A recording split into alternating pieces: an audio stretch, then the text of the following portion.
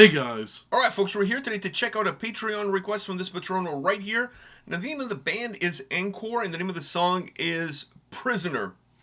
Now, this band features my good friend Eleni on drums. I'm surprised since she joined this band, she's never sent me a message and asked us to check out one of the videos, which I kind of applaud that because that's not the case with a lot of people that I know in bands. Exactly. They're not afraid of sending me a message and like, hey, check out a video. She's never done that. So, which we're not saying that, if she did, we would have checked out a video a long time ago. But, Patreon request, we're going to check it out. And shout out to her. She's a lovely person. I've got to meet her in person, and we've known each other for a long time. So, I'm definitely excited to check out this video. Check out her new band. Well, it's not really new. She's been with them for a second now. But for us, it's new. So, are you excited about this? Yeah. You ready? Yeah.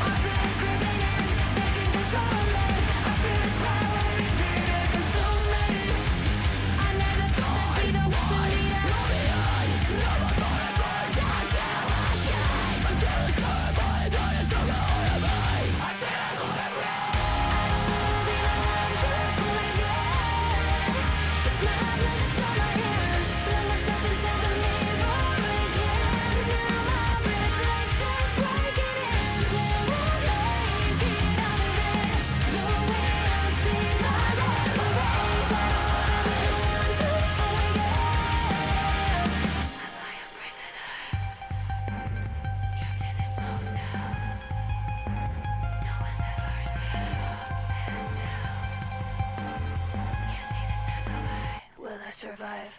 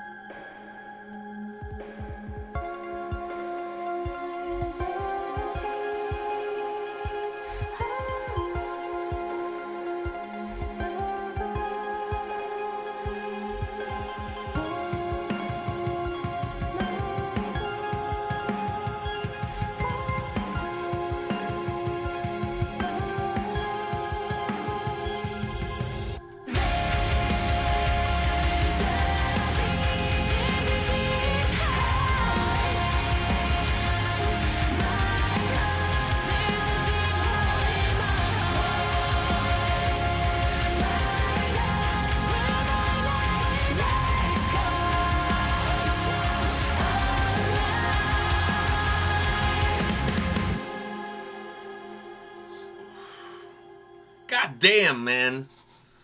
Fuck, we should have checked chapter 1. Because if there's a chapter 2, for sure there's a chapter 1. I know, we skipped chapter 2. Well, It's the kind of like Patrono- when you pick up a book at a bookstore and you're like, the cover looks cool, and the back, you read the back, kind of looks cool, and you flip through, and then like a word on like a certain page catches your attention, so you just read that page. Like you kind of like spoiled everything before you. You lost me at bookstore. So anyhow, I know I don't look like it, but I do read from time to time. listen, this was fucking good. Like, that's all I'm gonna say. I'm actually shocked now that Eleni hasn't sent me a message asking us to check out one of the videos. Once again, I applaud her for not doing it, because it's like she wants to. Maybe she wants it to be done on merit. Or maybe she's like, it's too good, it doesn't need promotion. Which is Yeah, true. we're too big. We're too good. Like, promotion. Like, who needs that? Like, you know what I mean? Like, The song is good on its own. Yeah, our music is It'll good. find its way to the people's hearts. Exactly. People will find a way to listen to us one way or another. We don't need those two douchebags to push it. So anyhow, but we're gonna push it but anyways. I applaud her, because like, if maybe she thought about it, but it's like, oh, I want him to check it out, or maybe he thought we didn't like it. We wouldn't be down with it. You know what I mean? Maybe she thought that like this is too core-ish for us. Nah. But this brought the core kid in my heart out and about, and I enjoyed every fucking second of it. First of all, sound-wise, I love the guitar sound on this track, and I love the drums. And when they gave me that angle of her feet on the pedals, I thought that was fucking epic. Because not only I'm seeing her playing the drums, with intensity, like that quick shot. It was one shot, really quick shot of her feet. I thought that was mint, and that's something that you would see more like in death metal band videos. Yeah, or live videos where there's a camera or live there videos or something like that. You don't see core bands doing those, and I applaud them for taking that angle, because I thought that was really cool. I always love seeing the pedaling. Yeah, especially when the song I mean, if it's a doom song, I don't give two shits. I mean, there's not much happening. Yeah. But in this case, I love her intensity, the effort that she's putting on and whatever. And then when that angle comes in, I thought that was like the icing on the cake. But going back to the guitars, I honestly really enjoyed the guitar sound on this track. I thought it was really cool. I really liked the sound. Was really pleasant. And one of the things that I enjoyed about this track was the chorus. Like, I like the verses. I like the aggression of the verses, both musically and vocally, because that's where you have the heavier vocals, and that's where you have the heavier sound. But that chorus, the melody of the guitars mixed in with the melody of her voice, was magnificent. I was like, man. And there was one thing that they did. They only did it once in the first half of the song, which was having the clean vocals and the harsh vocals. Like, she would say one word with clean vocals, and then one word with harsh vocals, then one word with clean vocals. And I honestly thought that was really cool, and I kind of wanted that to come back again at some point in the song, because it was so cool. It worked. It was almost like a call and answer, but you're doing it yourself with just your two polar opposites of your range. And I thought that was really cool. And I was like, fuck, that's like, it's really cool. And I'm like, I wonder if it's going to come back around again. It didn't. So I was kind of hoping that would come at the end. It didn't happen. But her voice, her clean vocals, the melody of her clean vocals in the chorus mixed in with the melody of the song itself, I thought was phenomenal. It had a little bit of sadness, of melancholy built into it. Very emotional. Very, very emotional. Like, I loved it. I absolutely loved this song. I loved every fucking minute. It has of its beauties. The song, it has both its beauties and its own dark way, and then it just has these like beautiful vocals and beautiful feelings. It's a weird song. It does play with your emotions a little bit, because it has you feeling one way while feeling a different way. It has you like dual feelings over here, where the song sounds beautiful, yet the tone in her voice makes you kind of sad. More so, I mean, more so in the chorus. In the chorus, yeah. Because her vocals during the verses, it's all about the aggression and but intensity. in the chorus, it sounds beautiful, but her voice, it's bringing the mood down a bit because of how the emotion in the voice. So it's making you feel both so beautiful, the beauty in the song, yet the dark, like. And it's kind of a sway of emotion, yeah. And the melody behind it, the way it's carrying it, because it's a combination of the two elements. Is the melody behind it and the melody in her voice. Absolutely phenomenal. The melody behind it is what's bringing that open, airy, nice feeling. But her voice is that melody is the more emotional, kind of bringing it back down. I love songs like this, because to me, they feel like they always have a sense of purpose. Yeah. Like they're always taking me somewhere. They're not trying to be like over elaborate.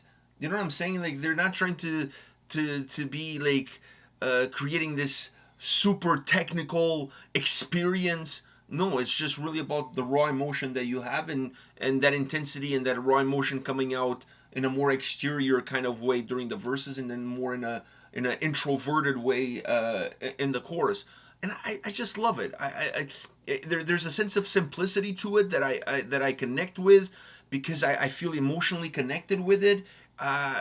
Great sounding track, really great sounding track, and the vocals were outstanding. You're always a big critic of the metalcore vocals with the cleans and the harshes. So where does this land for you? Oh, it lands good for me. I've been saying that the clean vocals have been very, very nice, and they have such a nice, soft feeling. So they didn't fuck up the clean vocals, and the harsh vocals were harsh vocals, but they did have a good bite to them. So nothing felt like it was being left out. What about that lead into that breakdown? That then was kind of like, it was a breakdown, but it was like it was a breakdown that runs away with it. Yeah. Like it didn't stay like stomping as your like I'm the happy with lead up is prototypical, but what came afterwards But I was happy with that, because the song, I mean, really especially, need a breakdown, to be honest. it didn't need a breakdown. Yeah, chorus wise, the song, I think if you adding the verses and the choruses and stuff, didn't really need a breakdown. But I'm happy with the breakdown that it gave us, because it wasn't your prototypical No, breakdown. the path kind of lends you to believe that it would be, but it wasn't. But it wasn't. And that was good. That was a because nice little twist. The song itself didn't even need a breakdown, but the breakdown at least didn't ruin it. Like it did. It had its own little twist, little flair. I like that. Honestly, I was like, this is all shipping up for like this really heavy breakdown. Everything was lining up. Like all the cards were lining up that was exactly what's going to happen. And then when it happened, it didn't go that way. It went in a different direction. I was like, wow, smart. This is what I want. Because you don't want anything in a song to become predictable. And having that change, the way that progressed afterwards, and it almost like was like pressing the NOS on your Fast and the Furious car, because it just felt like it sped up the song. It went in it gave it a little bit of a boost.